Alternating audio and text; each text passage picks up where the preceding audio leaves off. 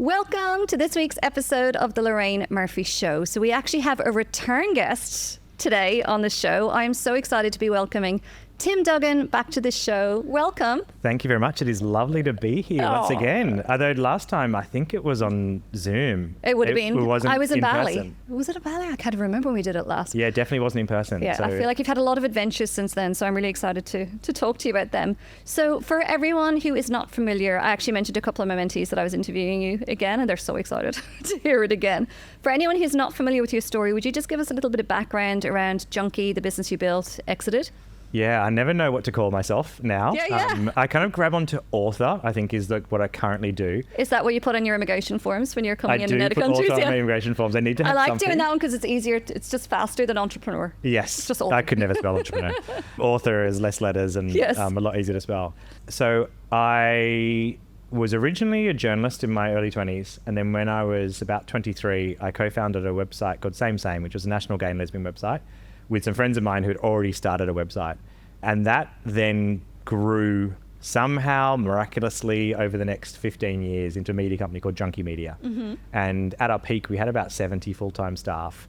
Junkie it still exists, a publication for Australian youth, because when we started it, we were just called young people, then we became millennials, and then it became for Gen Z. Yeah. And then now it's just for young people. Yeah. And built that up and worked really hard for 15 years on that business, then sold it in 2016. And that gave me the headspace for the very first time to think about what else I want to do. And that's where the idea of writing my first book came from. Wrote my first book. While you were still in Junkie? While I was still at Junkie, yeah. I think I had about 20% of my head was full of HR, legal, cash flow, finance, all these things. And when we sold it to a bigger company, and the company was an ASX listed company, had almost 1,000 staff, that 20% got taken over by somebody else. I can just hear, I can feel so many founders listening going, oh, that sounds so nice.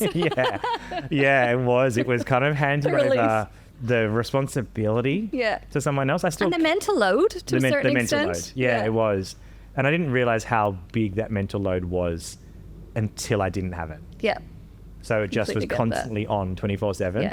So I guess as the business was growing, that mental load was gradually increasing. It was almost like the frog boiling in water. It was gradually intensifying. And then all of a sudden you take it out altogether.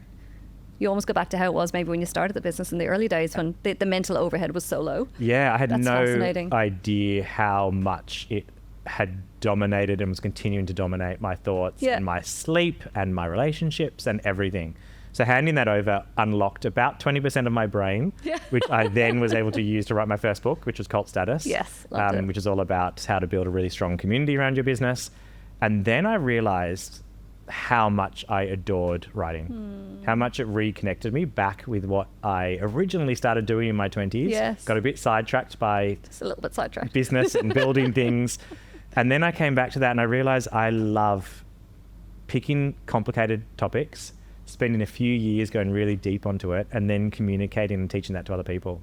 Yeah. And so that's sold it in 2016, left in 2020. And that's what I do now. I'm currently writing my fourth book. And Hang on, have I missed one? So we have Cult Status. Yeah. We have Killer Thinking on creativity.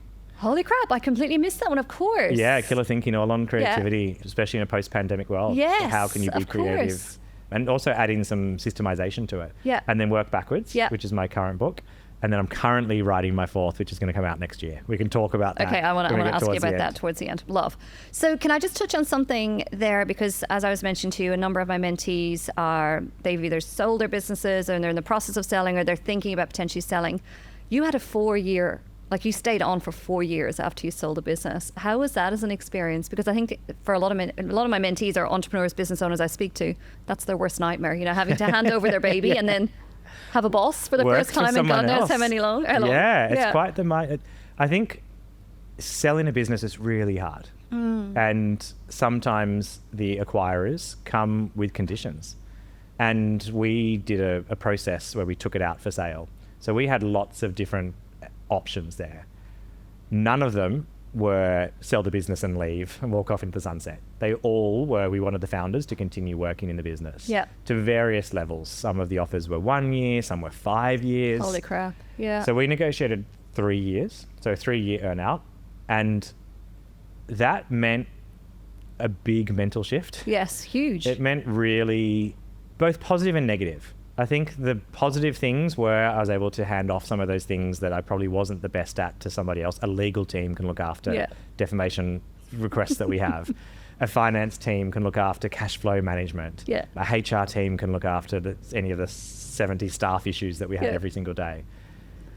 But that was the good part. And the hard part was readjusting to having a boss again. And I think I'm relatively a people pleaser, and part of me was, how can I continue to do well and please this new acquirer so it makes them feel like they made a good purchase? And that kept me motivated. It was a different type of pressure. Instead of the pressure of, are we going to go under, where's the salary going to come from, the pressure was, how are we going to perform? How are we going to hit our sales targets? How are we going to keep the revenue going? So it's just a really different way of thinking about it. And I actually quite enjoyed it. A little bit more than I thought I would. I remember you came over for dinner at our place maybe it was about a year after you sold. And I remember asking you at the table, how's it been? And you said it's actually been really great, because I've handed over all the kind of, I think back then we talked about the adulting or something like that. And you were actually getting to do more of what you loved in the business. Because the grown-ups, so to speak, were looking after a lot of when you run a business, mental load. You do everything. You are the finance person. You are the HR person. You're the marketing person. You are doing everything, even in a large team. Even if you've got people doing that, you still ultimately, the buck stops with you for every single one of those departments. 100%. Yeah. And HR is a great example. People who train in HR and learn their way through it are excellent at what they do. Most business owners by default have to become HR managers. And you have to hire people, you have to fire people, you have to performance manage. You learn all of that on the job. So some of that is good habits you pick up and some of it's bad habits. So being able to have a team, and the HR team was 10 people that you can go to do a pay review. To do an exit interview. That was quite extraordinary. So I enjoyed it so much that I hung around for an extra year. It was 3 years into it. It's so lovely to hear a positive earn-out story like that. It was really, and my business partner hung around for 9 years within the business. So he really enjoyed it and really got a lot out of it. And I'd never worked in there's 1,000 people. Is that a big business? I think that's huge. Okay. I mean, the biggest business I've worked in would have been Naked. Yeah, how many people Which would have been 70 people at Naked Communications before I left. I mean, that was huge to me. I can't even imagine 1,000 people. I think there's like 40,000 people that work at, consulting companies or something like that. So 1,000 people, it was big. And I wanted to see what it was like inside, the politics. Curious. God, there's a lot of politics in those big companies. I didn't love having to communicate with so many people in sequence to try and get something over the line. So if you had an idea for something, I was used to me and my business partner sitting in a room and saying, should we do that? Yeah, let's do it. Instead, you had to have the pre-meeting with somebody beforehand. If you then had to have a meeting with 10 people, get them all into a room together, then you had to make sure that you'd prepped the right people to say positive things about it. I'm just thinking about it. Like, oh yeah, it was hard. So you left altogether in 2020, and what have you been up to since then? Quite a lot. You really have? Yeah. So my husband and I needed to do something to defrag from a big, intense period, which was 15 plus years of my life. Our original intention was, let's go overseas. That's what you do. You kind of shake off the cobwebs, go for a big holiday, go for a big trip. It was during COVID, so we could not do that. So instead, we jumped into a camper van at the end of 2020, originally for 6 weeks. We said, let's hire a camper van for 6 weeks. We started driving around New South Wales, which was the only border that was open at the time. To just keep going around and around. Yeah, we were literally the Queensland, New South Wales border. And then turn around. We got all the way to Broken Hill. And then amazingly, the borders did open up and we were able to go into other areas. So we kept on driving for 6 months. Oh, Tim. We just drove. And that to me was defragging. That was figuring out my identity, who I was without being Tim from Junkie. Yeah, I'd love to speak about that today. Yeah, figuring out what I enjoyed doing. Because for so long, what you have done is the business, and it's a hobby, it's a business, it's everything. And then if that's removed out of it, then who are you? What do you even like anymore? That's yeah. fascinating. I often joke that I'd always introduce myself as I'm Tim from Junkie. Yeah. Junkie was the name of the Yeah. media company with 2 E's, not an Yeah. IE. And I would say I'm Tim from Junkie, and that would be at a Monday morning meeting. It would be on Friday night at drinks. It would be on Sunday at a friend's place. This is Tim from Junkie. Tim from Junkie. People thought my surname was from Junkie. Did they really? Yeah. Literally some strange exotic surname from Yeah, Junkie. I don't know what nationality that'd make me. And so all of a sudden when you cut that off, I was just Tim. And that was really hard. Yeah, I I completely found get that it. really discombobulating. I didn't know who I was, trying to grab on to any identity that I could. Mm-hmm. And for me, it was writing. I went back to my original, what I really enjoyed doing, and Cult Status had come out, and I wrote my book, Killer Thinking, from the back of a camper van for that 6 months. And that's when my identity became, I'm more than just my job. My identity was, I'm a curious human who likes dissecting big, important topics because not everyone else can. People don't have 2 years to go deep into a topic Basically, no one has that. and Yeah. travel the world and speak to experts and Yeah. think about it. And I go on hikes every weekend and process things. And then I love saying at the end of 2 or 3 years, hey, you know that really knotty topic in your life? Here is a way through it. Yeah. I So love that's what I that. realized that's my identity. And I think I'll do that till the day I die. Yeah, I love that. And I love that as well because that identity is so stretchy across so many different industries and platforms. You can make of that what you want to. I remember, Lorraine, when I told you about my 3rd book, which was Work Backwards. Yes. And you said, what's it about? And I said, the future of work. And you had some comment, I think of it in a really wonderful way. You said, you don't remember this, but you said to me, oh, wow, that's not a topic that I didn't think you'd be able to write about that topic. Or I didn't know what you knew about that topic. Or wow, that's really interesting. And I loved that because it kind of fired me on. No, to Let realize. me show you, Lorraine. Yeah, but to realize that I'm not stuck in a box. Yeah, exactly. And I think Yeah. too many people get stuck in, you are in this box Yeah. and you cannot escape out of the box. And I just keep pushing these walls back and saying, no, I'm writing about this topic. Yeah, yeah. And I didn't take it in a negative way. I'm more No, but took it I in can a- actually see it. I don't remember saying that to you, but I can see where past Lorraine would have been coming from because the first book was essentially about marketing, building community around your business. The second one was about creativity. They kind of still fit in my mind around the pigeonhole of he built Junkie, therefore he knows about this. Yeah. So that was really paradigm shifting. And that's quite an extreme word, but when you actually ventured in, and I know your next topic is probably even more paradigm shifting. Yeah, It's yeah, pretty yeah. And I've chosen that intentionally. Yeah. And I love kind of like seeing a box that I'm put in and saying, I want to be bigger than this box. And I push the walls back. Yeah. And no one says no. I give myself permission to do it. Yeah. And I love doing that. So yeah, I'm a very big believer in not limiting myself to what I've done in the past and trying to figure out what I can be in the future. Yeah, I love that. My friend Jules, who you've probably come across, Julie Masters. I have. Yes, you would know of her. She puts it really well. She said, when she's talking about personal brand building, she talks a lot on influence and how to build your influence. And she says that, so many of us focus on the views and almost a bit navel gazy, what do I need to be creating in order to get people engaged and to have influence? And she said the best thing that you can do in order to influence is to be an excellent translator of your space.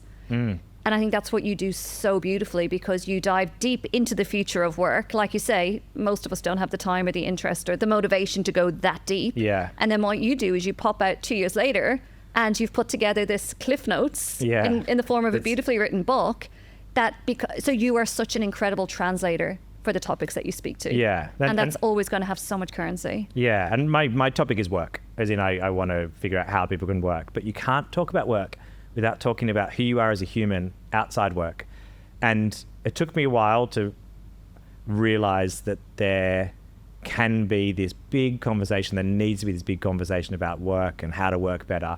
And everything that I do now, entrepreneurship and building the community, is about building a better workplace in a way, or about finding work that is better. Creativity is about how to be more creative at work. Work Backwards is about that. And my 4th book, which we'll talk about later, we're teasing. You're really teasing it. Everyone's like, come on, Tim, already. Yeah, no, we're teasing a bit, is about, I think one of the biggest problems in the workplace. And it's really interesting. I currently write a weekly column in the Sydney Morning Herald and The Age on work. I didn't know that. Yeah, so for the past 18 months, every Not aware. Thursday Okay. or Friday, I write a column in the Herald. And I love that Do you because batch them or do you write them weekly? so interesting. I write them every single week. I need to feel what Yes. the mood is. I need to see what the reaction to previous weeks are. I need to see what mega topics people are talking Yes. about. So I've got this real process down, which is where I pitch ideas monthly to my editor. So I have a rough idea. Then on Monday, I think. So I really think about it. On Tuesdays, I write my first draft. And on Wednesday, I write the final draft and send it off. And each week it needs to be like that. And I cannot batch. I cannot, even if I wanted to, even if I go on holidays, I have to kind of say to my husband, I need to spend a few hours. Harold's calling. Yeah. It's really interesting. I was working with a coach, as in she was my coach a couple of years ago. And I was saying to her, like, I just feel really bad because I don't have an Instagram content plan. And I feel like I should be content planning and I should be batching the content and all the things. And she really poo-pooed it, which I loved. And she said, you know, you get to a certain point where you are so connected with your community that you intuitively know what they need to hear at any one time. And I feel like that's what you're doing so well. 100%. And almost the magic, I send a weekly email on a Tuesday and I write it either on a Friday afternoon or a Monday.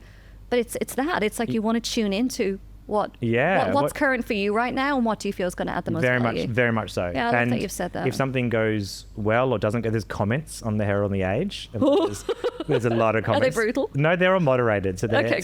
they must take out the this guy's an idiot comment. But I love reading them because it gives an insight into what people are thinking. And then I get so many ideas from reading people's comments.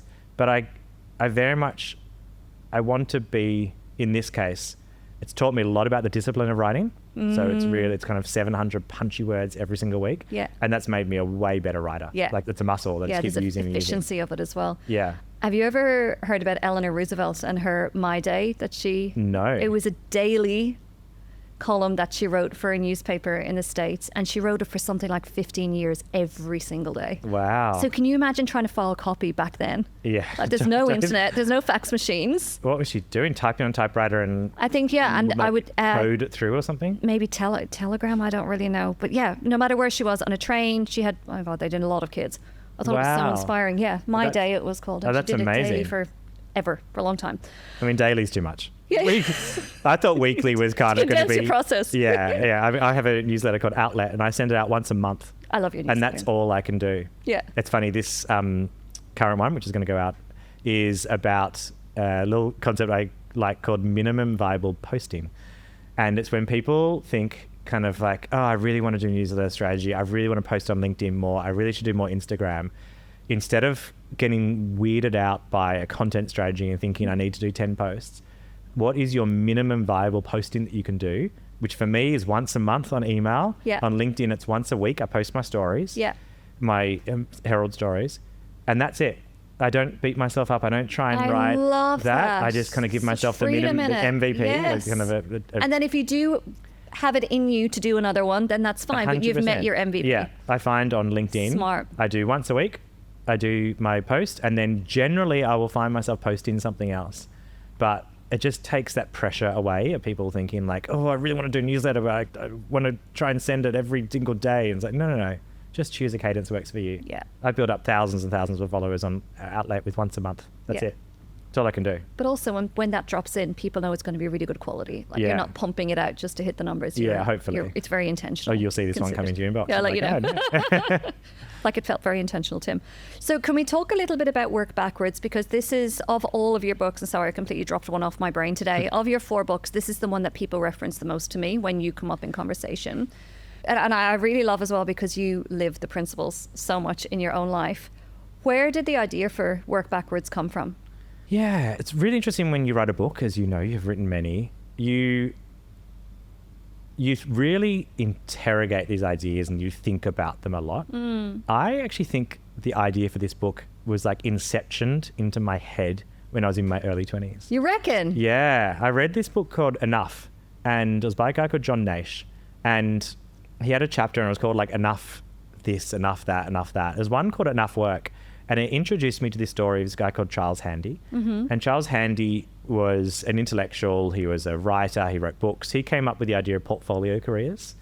And he and his wife, Elizabeth, would sit down at the start of each year and figure out how much money they needed to live for the year, They would add a 20% buffer, and then he did talks, and let's say he got paid $10,000 a talk and they needed $100,000 a year. I'm picking numbers here. If they needed to get $120,000, he would just say, right, I'm only going to do 12 talks this year. That was it. He would go out, find 12 talks and not do any more than that. I don't know why this is making me emotional. It just feels so simple. Like, duh, why don't we all do that? Yeah. Because we're all chasing the massive growth every year. Well, I can do 10. Why don't I do 20? Why don't I do 30? Yeah, because I can. Because I can. Yeah. But should I? Yeah. And so this story went into my head and it must have burrowed into the back of my brain. I kid you not, because the concept of work backwards is basically a glorified version of that idea that first came in, which is really simple, which is most of us think about work first. So we get a job and, through no fault of our own, the job kind of dictates how much money we're going to make. So you get work first, then the money. This is most people who work full time. So it's a little bit different for entrepreneurs.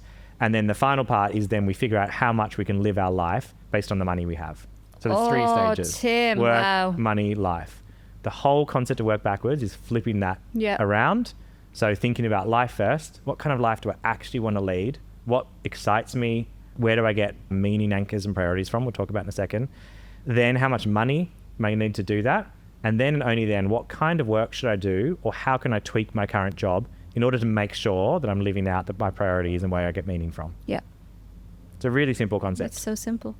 And yet 99% of people do it the very opposite way. 99.99%. Yeah, it's really true. And I tried to find lots of people when I did research for this who are living their life in this way, and from all different sorts of walks of life. I met these amazing bakers in Scotland who have a bakery in Glasgow, and they had learnt the hard way. I don't know if you know much about baking, but you need to basically be there from like 4 a.m. to like midnight almost every day, because the oven's got to be on. You got to put the stuff in, you got to take it out at the right time. Like, it's really draining. And they had tried 3 or 4 times to kind of get this life-work balance right, and they just couldn't do it. Then finally they said, we're going to open up a bakery. We're only going to open up on weekends, Saturday and Sunday. We'll bake on a couple of the other days, and then we're just going to make sure that we take a couple of days off a week. We're only going to work on a schedule of basically a university schedule. So kind of like we'll work for a period of like 8 weeks or 10 weeks. Then we're going to take 4 weeks off. Yep. And they built probably the best bakery in Glasgow and all around them. So they didn't get it completely perfect, but they decided from the start, this is the kind of life we want to live. This is how much money we're going to need to do it. And this is the amount of work we want to do it. Very cool. So it's amazing. And so this is something that anyone can do, but you do it in stages as well. So can you step us through the map process? Is that what you call it? Yeah, so the map process is the very first part. So figuring out the life stage, so the life step of this. And MAP stands for the 3 things that you need to know before you can actually start figuring out how to use any of these tools that we have available to us now to work better. Yep. The first one is M, which stands for meaning. A stands for anchors, and P stands for priorities. Yep. So meaning, anchors, and priorities. Meaning is understanding what meaning you get from work, as well as what meaning you get outside of work. A is figuring out what your anchors are, which is another word for core values, what makes you you. Yeah, got you. And P is about your priorities. So figuring out of all the things you could be spending time on, because you can't equally say everything is a priority. The whole point of a priority is you need to choose one. Yep. Which order are you currently prioritizing things, and which order do you actually want to get to? Yep. And if you can figure out those 3 things, you are the first step to working backwards. Yeah. And I think even, if you don't action anything, the awareness that you would get from going through that MAPS process, because something that I've seen it quite a few times with mentees, is that they've built these incredible businesses. They're doing 7 figures plus, but it's kind of just been almost like got on the treadmill and they just keep going towards the next goal and the next hire and the next, the next 500K client or whatever it might be. And I really love that you shared so honestly earlier, and losing your identity when you exited Junkie for good, like you, Tim from Junkie anymore, because we do get so much significance and identity from our businesses. And I think when I sold my first business, it was within 6 months of becoming a mom. And then like, what the fuck was I thinking? Then we moved to rural Queen, like Currumbin Valley, what am I saying? Gold Coast hinterland. So straight away, I've lost the identity of, I live in Sydney. I'm a Sydney city person, which I'd been for many, many years. I lose the identity of I'm young, free and single. I'm now a mum and I've got big responsibilities and I've lost my business. Yeah. Like, it's no surprise to me that I fell into a mental health pit. Yeah, 100. I think there was just too many identity shifts. So I love this because essentially what you're doing is you're crafting your identity separate to your business. 100%. That's it. That's beautiful. That's the core. Yeah. So knowing who you are, because any of us could walk in there tomorrow and be made redundant. Any of us could have a big contract cancel on us, one of our clients, look and the at business COVID. go How under. many people? Like, I was talking to one of my mentees. She's in my Bold Darling group, and she was an event manager in Melbourne. Well, Freelance event manager. Of both worlds. 2020. She said I think the exact day. I think she said that it was the 16th of March, 2020, and she said between 10 a.m. and 5 p.m. an entire year of work was just cancelled. Yeah. So she retrained as a bookkeeper. She's building an incredibly successful bookkeeping business now. But you're right. I mean, things can just shift. And then what are you left with then? And I remember that date well. My husband and I got married on the 14th of March 2020. Weddings got cancelled on the 15th of March 2020. And the entire world collapsed, everyone's business, on the 16th of March, that Monday morning. It was that date. Happy honeymoon. Yeah. We had all these Scots in town. We had to kind of try and get home because all the flights were getting cancelled all around the world. Yeah. So anyone knows how fragile their work is and can be. So if you don't have that core set up, then you can get knocked over really easily. And if you do set that up, it then doesn't matter what happens to you next. I could never write another book again. I will still be a curious optimist who loves thinking about big ideas. Yeah, because it's not the building blocks of you as a person anymore. Yeah. I think there's a real problem when people introduce them, and this is a problem. Put my hand up, and you were the same when you were Lorraine from Remarkables. Oh my God, it was and you'd introduce yourself as, you go to a party on a Friday night, someone says, what do you do? And it's like, oh, I'm Tim from Junkie. But then how cool was it when people go, oh my God, I've heard of you. Like, it was very validating. 100%. And so someone says, I'm John from Google. I'm Jenny from Atlassian, whatever it is. Those companies, you hold on to them because that identity is good. It's a shortcut to who you are. But my God, it is hard when you leave that business. You need to figure out who Jenny is when you are not from Atlassian. Or even, I'm giving big examples here, and the exact same thing happens probably more so when you run your own business. I think so, because it's more personal to you. You design the brand. Yes, it's you your design baby. the brand around yourself. Yeah. Junkie was built in my image. Yeah. Remarkables was built in your image. Yeah. And so that makes it even harder. My values became the business's values. Yeah, same. Yeah. Same. So that makes it really hard. But knowing the map, I figured out what the map is for me. I'll run through my map. Would you mind? Really that would quickly. be super helpful. Yeah. And I'm assuming it's in the book, isn't it? If people want to go through it, it's all there. Work backwards. You can get it from anywhere you get good bookstores. Or listen to it on Audible, where I can narrate you to sleep with my dulcet tones for 6 or 7 hours. So map is meaning. So what meaning you get from work and outside it. Meaning I get from work is community is the most important thing that I get from work. Yeah. If I'm not building a community, part of a community, growing one, helping other people to build it, that to me doesn't give me any meaning. Yeah. And that became really interesting for me when I was overseas. I've been in Spain for the last couple of years, and how to keep community going when you're far away from it. It's so difficult. That was really pertinent to me because I knew what gave me meaning. Yeah. So I knew how to try and find that. You needed to hold on to that. Yeah. Meaning I get outside work for me. And one way that anyone can do this is asking yourself the question, what are you proud of? Asking you to start listing out things you're proud of. It might be your kids. It could be your health. It could be your relationships. It could be your art that you drew on the weekend. It could be the house design you're doing. What are you proud of? Your bench press. Your bench press? That's my husband's. There you go. Bench press. And if I said to Wade, what meaning do you get outside of work? He would say, my Whoop stats. I love that. I should actually ask him. I guarantee he would say that. But that health and fitness is a hugely important part that people get meaning from. Yeah. For me, I get meaning from hiking and being out in nature. I love going up mountains. I like going under oceans into diving. I love curiosity, which is kind of where the book stuff comes from. Yeah. And that really, I need to be in nature, and I need to kind of have some topic normally while I'm in nature that I'm kind of going over in my head, like chewing over. Anchors for me, a really simple way of finding out what your anchors are is looking at who you admire and trying to figure out what qualities is it about them that you admire. I love that. Often it could be parents, it could be business icons, It could be Lorraine, looking at if someone listening to this is saying, I really admire Lorraine and I love X, Y, Well, I and Z. hope they do, Tim. I really hope they do. That's similar to an exercise I will take mentorees. I don't do it as much now. It was more something that came up in the mentoring years ago. But when someone's trying to find their purpose, I'll ask them to identify someone that they see as being very on purpose and what are the commonalities, what are the traits that they see in that person. Because it's that thing of, if we recognize something in someone else, it's because it's actually in us. It's something that we also you value. hold. Yeah, and you value. And the other thing I would ask them as well is, tell me a time that you felt very on purpose. And so I think that. you and I are coming at it from very similar perspective. That's gold. You can and also, it's easier because you can identify it looking at someone else more so than you can so much looking easier at to yourself. identify someone else. And that's why another trick is to ask your partner. Yes. To say, what are my core values? Yeah. You should definitely run your anchors or core values past your partner, because sometimes you might think that you are one and they're like, no.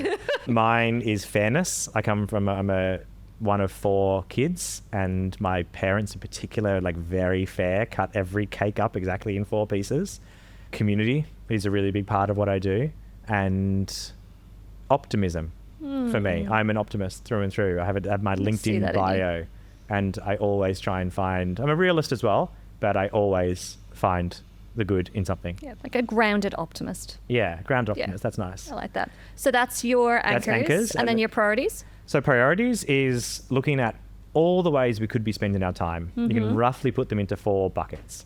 There's work, mind, body, and relationships. What's mind? Mind is anything that you do by yourself to kind of keep, or not by yourself, you can do it with other people, but to keep your mind active. So it could be reading, it could be playing games, it could be meditating. Would you put that in there? Yeah. 100%. Anything that you do to keep yourself mentally active. Okay. It's quite a broad topic. Yeah. And almost anything that you do falls into one of those, and the best things fall into multiple as well. So the best things are when you can do your mind and body, go for a walk with a friend. Yeah. You're doing mind and body and relationships at the same time. You know what I'm thinking? So Wade's networking hard at the moment because he's looking to buy a business, and he's found this, so he's really into paddle, and he's found this group of, like, it's called searching, like search funds. Yeah. So I'm just thinking, for him going to play paddle with these guys and as women, it's ticking work, it's ticking mind, it's ticking body, and it's ticking relationships. Yeah. Amazing. If it's you like can, what you say, the quad factor? a quad factor. Trifecta, but 4 things. That could be a really good exercise for people listening to do, is what is the thing that actually sits in all 4 quadrants? That's do you know what it That's is? excellent. I don't know what it is. No. Maybe it's not. What is it? Quinella. Like Jock is producing behind us, and he's Quinella. chipping in. I feel amazing. like I'm like, this podcast host are like, look it up there, please. And then someone just magically comes up with the answer. Quinella, thank you. Jock. So the simple part of this is putting in order which of those 4, or all those 4, what you currently prioritizing on, and then what you would like to get to. Yeah. So let me ask you, out of work, relationships, mind, and body, and you have to choose a priority. You can't just one that you feel I'm prioritizing. Put them in order. What are you currently prioritizing them? Oh, right now it's 100% work, and I think it's I wouldn't almost say that, but we're going overseas next week for a month, and I'm working. Yeah. I'm deep in creative mode in a few things, and I'm loving it, but it's a lot. So I would 100% say work right now, and then I would say body, relationships, and mind. That would be as a kind of an Instagram story today. That's what I would say. Yeah. It's really amazing then to think through where you want to get to, and in different stages you're going to have different priorities. Yes. For most people, the default is work. Yeah. So you're choosing right now for work to be the priority, but for most people, work is just a default priority. Yeah. Because I love this actually, Tim, because this is really helping me right now, because I am feeling like I'm working a lot at the moment, which is, as I said, it's not my standard. But then also I know that on the 6th of December, I'm going to be on a plane to Europe with my family for a month, and that's relationships. Is like, I will not work for that month. Yeah. So relationships is going to be the number one. Yeah. Not so much body, because I'm going to be drinking a lot of Guinness probably. But that's okay. It's I mean, maybe the Guinness might help. Yeah. But you, throughout the rest of the year, that is a big focus and priority for you. Yeah. And so I think it's really important to have that awareness, because most of us, the whole point of Work Backwards is to slap people over the face nicely. Gently.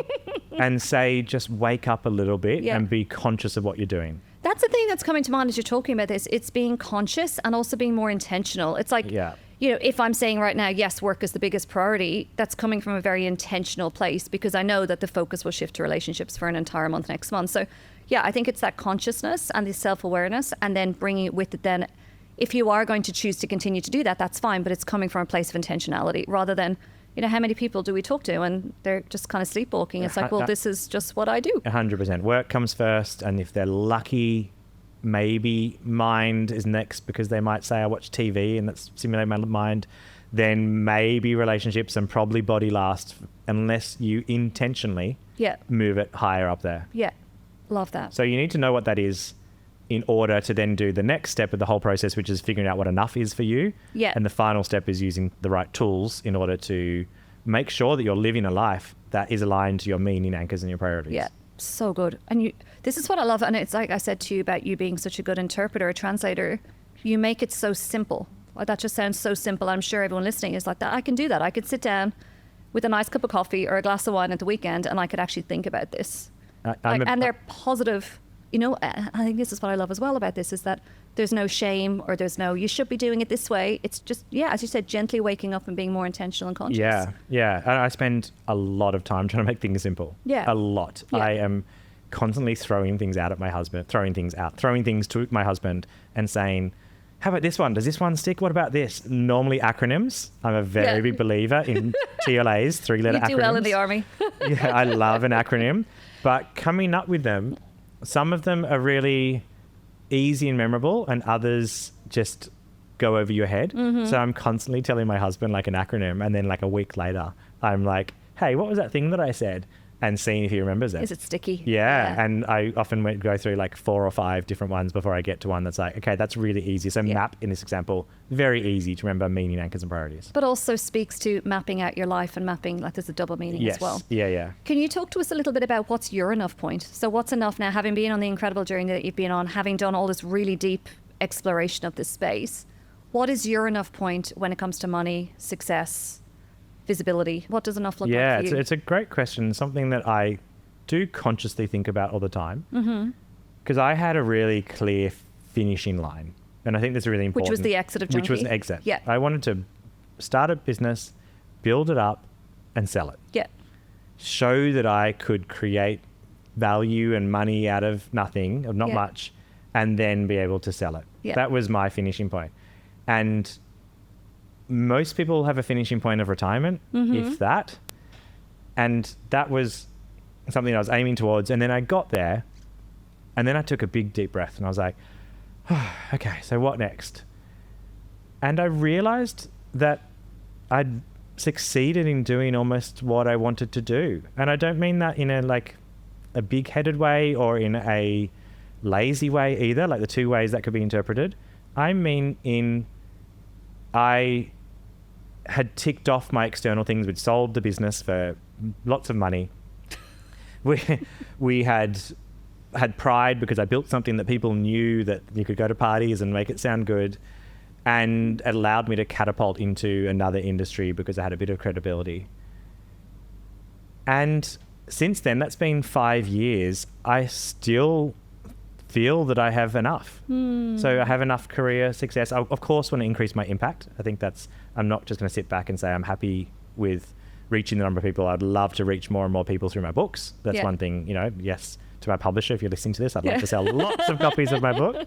But I have enough success. I kind of have stopped chasing the ego of wanting more and needing more. Yeah, and I'm certainly not enlightened and I'm not Mother Teresa, but I feel that I talk in my book about knowing what enough is for you. And I know what enough is for me, and I'm kind of there, and I'm happy with it. That's beautiful. How many people have you come across where they're speaking one thing, but they're not actually living it? And I love that you're actually walking that talk. And you're living the idea of having enough. I think money is one, for example, I don't often share this, but I will with you, is that I haven't spent a cent of the money that I made. Seriously? When we sold Junkie. Yeah. As in you haven't spent any interest from it? Or you haven't touched the capital? Well, basically both. Yeah, I went to a Really? Yeah. Yeah, I went to a financial advisor. For me, I wanted to buy freedom. Yeah. Freedom is really important to me. Yeah. That is one of my things I really value. I travel and curiosity and hiking and all those things. So I went to a financial advisor when we'd sold the company. I said, I've had this big windfall. He said, amazing, give me the money. I will manage it for you on your behalf. Not give me the money, but like, here's what we will do with the money. And I bought I bought a house before I sold the business. Still in the same house. Don't have a car. Don't have a second house. Just invested all of that, and it's gone up, and I've kind of watched it go up. And I will use it one day to buy me freedom. And it's bought me headspace, and it's bought me the ability to go and live in Spain for a couple of years. Still continue to do some work over there, but 3 days a week of work is because we've decided that's enough for us, and that gives enough income coming in to pay for our lifestyle, and that's enough. That's really cool. Yeah. I don't often... Not a penny. No. You didn't even buy like new saucepans or a nice bottle of wine. I'm sure art is my... That's your thing. Art is my thing, and I have some beautiful... I literally just bought when I came back to Sydney, I wanted to like reward myself, so I bought a beautiful piece of art. So I'm not pure and saying I haven't spent a cent, but more just of the money that has gone into my financial advisor. I've never gone to him and said, hey, I need some money to do this. Yeah. I've got a slush fund, which I use to buy things myself. So it's not, I'm not, Very cool. Yeah. That's fascinating. It's really something I don't often talk about, but for me, it illustrates enough. That's been almost 10 years. And And you're living enough. Yeah. And for me, it buys security and freedom and the ability to kind of jump and take these leaps and do these interesting things, because I know there's all this money sitting there in the bank of money. That. I had a business coach years ago in the early days of my first business, and he talked a lot about having a ballast. And at the time I had no ballast in terms of business cash in the bank. So every month was month to month, and it was very stressful. So him and I, it was a big focus for us, just gradually building that ballast. And it was $1,000, then it was $2,000, and then it was six figures. And I sleep now in the second business. I sleep so differently knowing there's six figures in that ballast account 100%. than if it's not there. Like, it's literally like it's sleep medicine for me. I can just rest. Yeah. And for you, that's what you're living. It's yes, you can manage perfectly fine day to day, but knowing that ballast is there if you ever need it, it's why I'm so big on the whole profit first methodology, and I advise all my mentees to do it, because it just gives you that peace. 100%. And you make different decisions knowing that money's in the account. Then you're not making decisions out of desperation or panic or scarcity. You're making them, again, from a very conscious, intentional, safe place, empowered place. Very much so. And I think that's really important because, well, one, to put into context that I wrote my book from a place of privilege in terms of I'd sold my business. Yeah. But one thing that I always say to people listening or reading is I figured out what gives me meaning. You need to figure out what gives you meaning. Yes. And adjust your life to that. For my husband and I, we don't have kids. We have a dog. My dog went to my mum while we went away. We love travel, and we love hiking, and we love going up and down mountains. And that's what we've been doing for the last 3 or 4 years in Europe.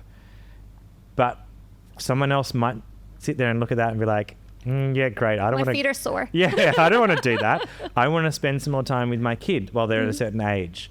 So work backwards can be a way to just take half an hour back a week. Yeah. But you need to be intentional about what are you going to do with that half hour. Yeah. Are you just going to use it to just... Scroll Insta? Yeah, to scroll Insta? Or are you going to say, that half hour, let's go down to the park with my daughter? Yeah. And then you're all of a sudden working backwards because you're realizing spending time with my daughter is really useful to me, is something that gives me meaning. Therefore, I want to see how can I claw back as much time as possible so that I can be more intentional with that. I think so much of what you're saying, and we haven't used this word at all so far, is it's getting in alignment. So where you actually feel like you're in alignment with those core values. If someone is listening to this right now, and I'm kind of visualizing an entrepreneur who's maybe been running their business for 5+ years, they're feeling very on the tools in their business, probably feeling a bit resentful, kind of falling out of love in the business. And maybe they're listening to you and I talking, going, yeah, fuck you both. That sounds amazing, but I'm just so in it right now that I almost like I can't see the wood for the trees. What are the very first steps that you would advise someone to take if they're in that position? Yeah. And where they feel like they're almost everything you're talking about and everything you're embodying, they're lived reality right now is the opposite of that. Yeah. Well, how do you start to just inch back towards that alignment piece? And both of us have been there. We have. So, Right. so yeah. Hello, past Multiple Tim. times.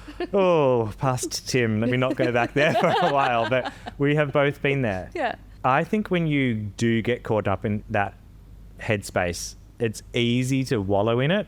It's easy to think there's no way through it. Yes. When it's all about just little small wins. And the final step in Work Backwards then is about using the right tools at the right time. Yes. And some of the right tools that you have are things like you control, especially if you're working for yourself, you control the meetings that you have. You control your calendar. So one simple thing to do is go through and change the default for your meetings. Instead of making them an hour or 45 minutes, make them 20 minutes. Do that with every single meeting that you do. You can always go over, but if you have a meeting in there for 1 hour's time, you know what you're going to do? It's going to take an hour. Spend the whole hour. Time will expand to the time you allot Yes, to it. I love that. Parkinson's law. So I think one really simple thing is look at meetings, figure out how to do meetings better. Yeah, how you're managing your week, essentially, how available you are. Yeah, very much so. I think AI is probably the most fascinating tool that we have to figure out how we can get some time back. But the trap that we fall into is that we will use AI and it'll be really productive and it'll take us 2 minutes to do something that used to take us 2 hours. And then we just fill the rest of the 2 hours doing more work and more work and more work. Instead, I think you should be intentional about it. If you have just saved yourself 2 hours a day by using AI to do something that would have taken you 2 hours to do it in 2 minutes, think intentionally, what do you want to do with that 2 hours? Should you automatically default to work? Packing even more work in. Or should you decide, let me go back and look at this map thing that Tim and Lorraine talked about. What gives me meaning? What are my anchors? What are my priorities? Because I said my priority was body because I'm doing too much on spending time in my body. I'm doing too much on that. So I'm going to go for a walk. I'm going to cook something nutritious. I'm going to get out and go to the gym with that hour that I've saved thanks to AI. Yeah. I think So true, Tim, because when you think about it, you've got all these amazing AI tools at our fingertips. And yes, you're so right. And I'm 100% guilty of that. I will use AI. It will save me 3 hours. I'm really happy with the quality of the product because I like to work with AI rather than just saying it to AI, just go do it.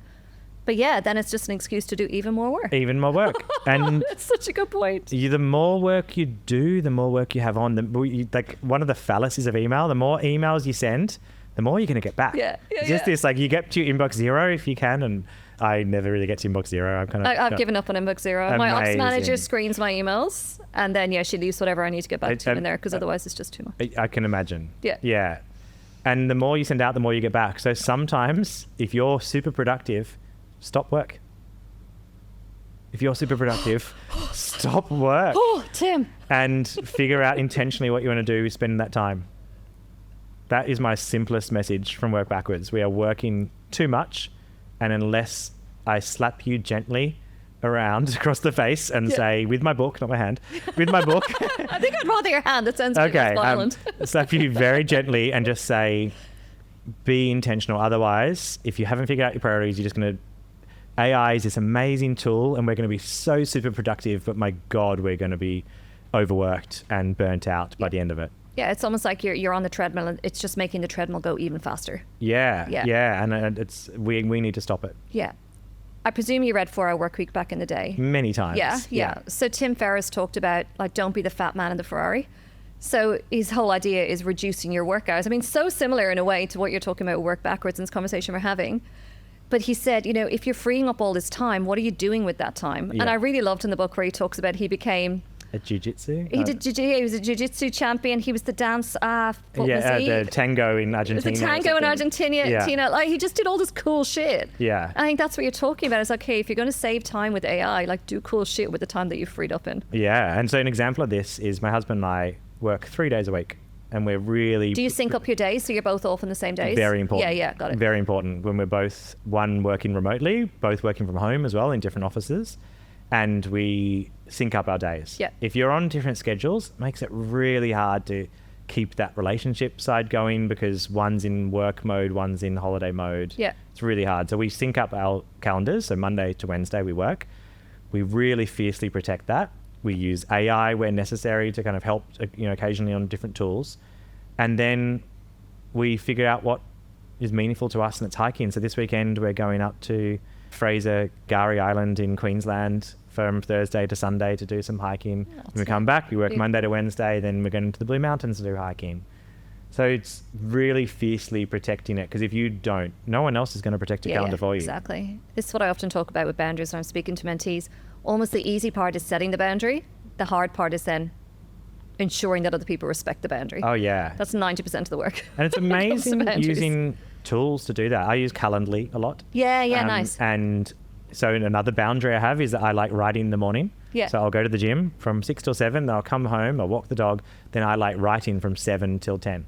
So my Calendly, if you want to have a meeting with me, you can't book a meeting until after 10 o'clock. And then I only really like working to about 2 o'clock. So I've got a window there from 10 till 2, Monday to Wednesday. You're basically working school hours with no school kids. Yeah, it is. But I need to protect hours. my time, because I like writing in the morning, doing meetings, and then thinking in the afternoons. Yeah. And if I don't protect that time, no one else is going to protect it for me. And so I think, this is obviously easier when you work for yourself. Yeah. Harder in bigger organizations, but bigger organizations still want you to be successful and to bring your best self to work. So if you don't tell them what your best self is, you're going to get dragged into someone else's schedule. Yeah. And I used to remember waking up on a Monday morning and looking at my calendar, and from Monday to Friday, it was full of meetings from 9 till 6, 1 hour meetings, bang, bang, bang, maybe lunch if you're lucky, bang, bang, bang. It was horrific. It's making me just feel me too. angsty now just thinking about it. Yeah, I hate looking at my calendar and it's too full, because I feel anxious before I even get to that day. I feel anxious. Yeah, It's something I I have to imagine manage this very week is carefully. full, but you know that this is a really intense work period, because you have a free calendar from the 6th of December. Yeah, exactly. And things like Monday Momentum, which is my day I don't do meetings. Like my ideal Mondays, I don't wear makeup, because I'm just deep work. But my Mondays are dedicated to like work for the next couple of Mondays, which is fine. You're right. Like it's a temporary thing, thankfully. Yeah. So you've teased it a lot. What's coming next? What's the next book about? Yeah, so my next book came from my column, the weekly column that I write in the Herald, and I started looking at mega themes at work. And it's interesting that I write a lot about work from home versus return to office. I write a lot around pay disputes between employees and employers. I write a lot around tension in the workplace. And so my new book is on conflict, and particularly conflict in the workplace, but also conflict in relationships and conflict within yourself. Even when and I did know this was the next topic, because I think you talked about it in your email, like even the word conflict, like it's a it's loaded. And I am learning along with the reader. It's really fascinating. I'm coming into this as someone who is naturally probably a conflict avoider. Yeah. Do you know what DISC behavior profile you are? What are you? I'm an ID. I don't know off the top of my head, no. I feel like you'd be an SI or an IS. Is it the same as Myers-Briggs? No. Okay. No, I don't know. Okay, I'll be curious to know what you are. Yeah. But conflict avoidance is very much an S. Okay. It's steady, all about the harmony and the people. Have you done StrengthsFinder? Yeah. Very much. Harmony is one of your strengths? Yeah, that makes sense. Yeah. And which is why you've been so powerful at building community, and because you can do that. Yeah. Like I find my job is one of the jobs. I have the community of independent publishers, and one of the parts of that is like a politician sometimes. There's like 100 people in a group, and you're kind of finding harmony within it. Yeah, it's like a so superpower. Pushing myself out of that and realizing that conflict is a muscle, and the only way we're going to get better at it is by doing it more and more and more and more. So I've been pushing myself out of my conflict zone. I've been having I'm just waiting for you to start a fight with me now. No, you're not. Just getting some practice in on your podcast interview. Yeah, lots of debating, lots of leaning into conflict when I see it. Like I was in Montenegro recently and went to hire a car, and I'd booked a car, and we turned up and the car wasn't there, and the guy was like, no, there's no car here. And it was like 10 o'clock at night. We're in Montenegro. I'd never been there before, a country I'd never been to. And the whole airport was shut in, and I needed to figure out how, and he was really quite almost aggressive towards me. I can imagine, yeah. And he was like, no, there's no car, sorry. I'm like, we booked a car. I was like, oh yeah, your car was an accident, it's gone. Figuring out how to lean into that uncomfortableness and the conflict and negotiation in order to get an outcome that you want. And then even within a workplace, I have had to adjudicate many conflicts. I've had to figure out how my way through it.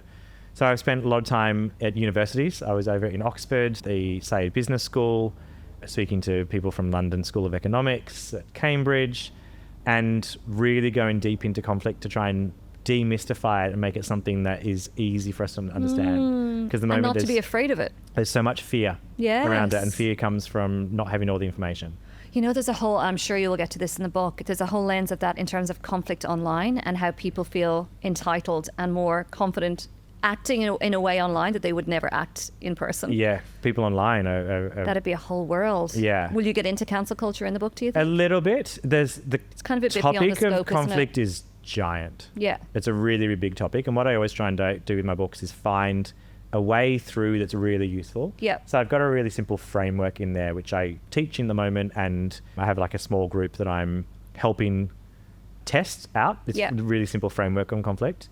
And then speaking to a lot of experts. I'm heading over to West Australia to become a nationally accredited mediator as well as part of this, because I want to understand how proper mediation works. So doing a lot of simulations. So it's really fascinating. And negotiation. Oh, there's so much. Negotiation. Fascinating. Yeah, work conflicts, relationship conflicts. I've gone deep into it over the last year or two, and I'm now just starting to emerge with a bit of hypotheses on the other side. So when will this book be written? It comes as written at the moment. I'm writing at the moment. It will come out in about September, October next year. Okay, amazing. So about a year. Not too Excited long hear to more. wait. Yeah. To get you back. Yeah, I would love to come back. We can get into some conflict. Oh, no.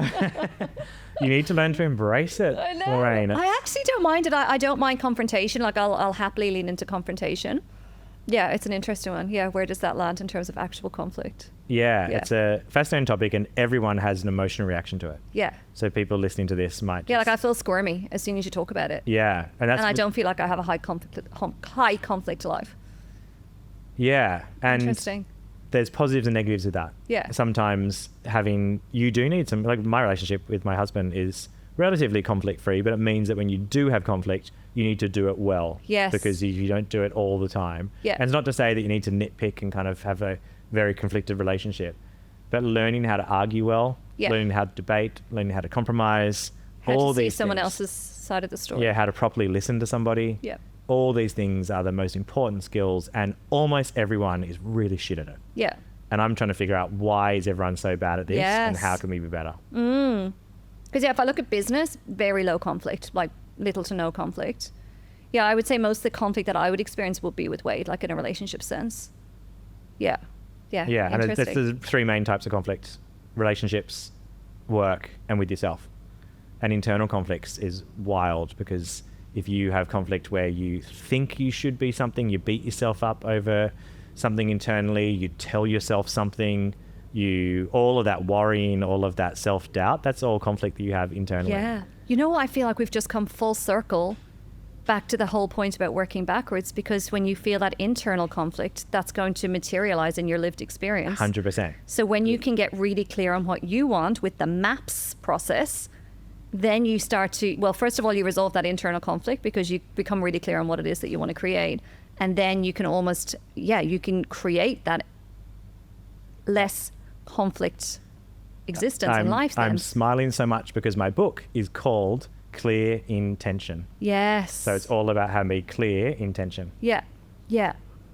Love. I've loved this talk with you. I've loved chatting with honestly you. happily have you here for 3 more interviews. Like, no, stop talking. He needs to go home. Is there anything you are working on that people can access you right now so they can get on your list for your email? Just go to my website, my website, my like web address, www.timduggan.com.au. Yeah. That's it. And you can, on my newsletter, their outlet is my favorite way of communicating with people. And that's it. You can read my minimum viable posting of 1 post a month. I promise not spam you. Unless you consider 12 posts a year spam, then sign up. Amazing. Thank you so much, Tim. Thank I love you. that chat. Thank you for having me. Thank you so much for joining us, everyone.